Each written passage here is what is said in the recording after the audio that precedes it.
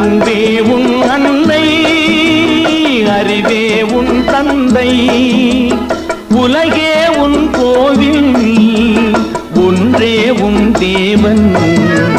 மூன்றெழுத்தில் என் மூச்சிருக்கும், அது முடிந்த பின்னாலும் பேச்சிருக்கும்.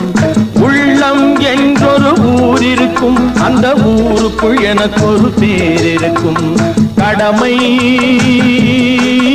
அது கடமை, கடமை